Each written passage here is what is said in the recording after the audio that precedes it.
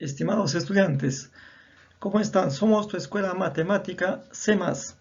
Hoy venimos una vez más a traerte un nuevo contenido. Por ello te pedimos que te suscribas a nuestro canal para que recibas las notificaciones cada vez que subamos un nuevo contenido. De igual manera, también te invitamos a que si necesitas asesoría o clases de matemática en primaria o secundaria, también nos puedes escribir a este WhatsApp 985-615-004. Ahora pasemos al tema que te traemos, clasificación de triángulos. En este tema, chicos, hablemos de lo siguiente, ¿ya? Los triángulos, por definición, se define un triángulo a todo polígono de tres lados.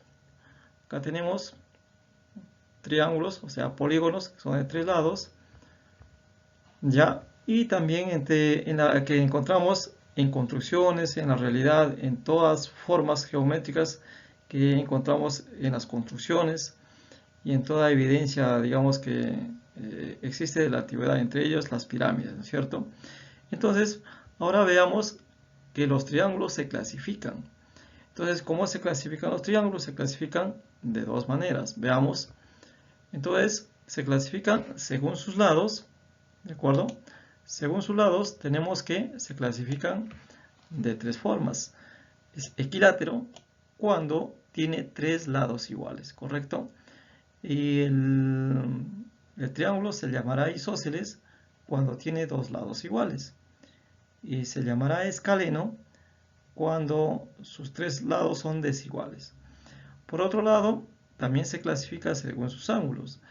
Y será acutángulo cuando tiene tres ángulos agudos, es decir, menores de 90 grados. Y será rectángulo cuando uno de sus ángulos mida 90 grados. Y también será obtusángulo cuando tenga uno de sus ángulos mayor de 90, pero menos de 180 grados. De igual manera también veamos entonces caso por caso.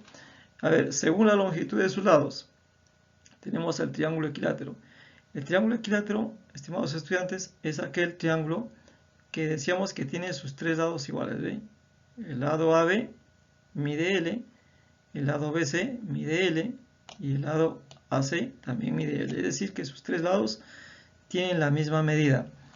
En consecuencia, mis estimados estudiantes, significa que también tendrá tres ángulos iguales, ¿correcto? Entonces, todo triángulo equilátero tiene tres lados iguales y a su vez también tiene tres ángulos iguales, ¿correcto? Ahora veamos el triángulo isósceles. Es aquel triángulo que tiene dos lados de igual longitud.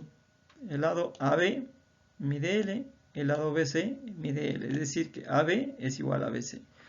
Por lo tanto, tenemos lo siguiente, ¿no es cierto? En consecuencia, todo triángulo isósceles, al tener dos lados iguales, también tiene dos ángulos iguales, ¿correcto? Entonces, al tener dos lados iguales, tenemos que este ángulo vale alfa y en consecuencia este lado también vale alfa. Entonces, eso es lo que tenemos que tener en cuenta, estimados estudiantes.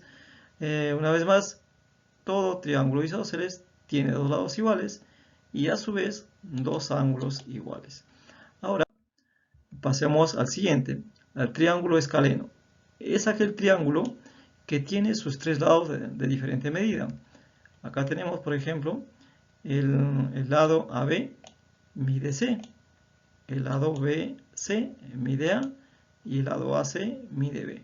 Por lo tanto, el lado A, la longitud del lado A es diferente a la longitud del lado B. Y la longitud del lado B es diferente a la longitud del lado C. Y también el lado C es diferente a la longitud del lado A. En consecuencia, mis estimados estudiantes, sus tres ángulos son de diferente medida.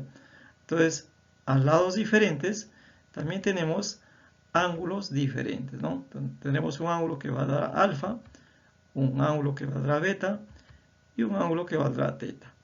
¿Correcto? Entonces, de esa manera vamos a reconocer un triángulo escaleno, ¿de acuerdo? Ahora veamos la clasificación según la medida de sus ángulos. En este caso, decimos que el triángulo será rectángulo cuando uno de sus ángulos, en este caso, el ángulo B, ¿no es cierto? El ángulo ABC mide 90. Por lo tanto, nos quedan dos ángulos, que es el ángulo BAC, mide alfa, y el ángulo ACB, que mide teta. En consecuencia, alfa más teta viene a ser 90. ¿Correcto? Luego tenemos el triángulo oblicuángulo, que nos determina un primer tipo, el triángulo acutángulo. En este caso, son aquellos triángulos cuyos ángulos internos son agudos, es decir, que los ángulos internos, en este caso alfa, beta y teta, miden menos de 90, pero mayores de 0. Entonces los tres ángulos son agudos, ¿correcto? Luego tenemos el triángulo obtusángulo. Es aquel triángulo que tiene un ángulo obtuso. ¿Ve? Entonces acá tenemos que teta vale más de 90, pero menos de 180. Entonces tenemos un ángulo obtuso y de ahí el nombre de obtusángulo. Muy bien, mis estimados estudiantes, eso ha sido todo por hoy. Y será hasta otra ocasión.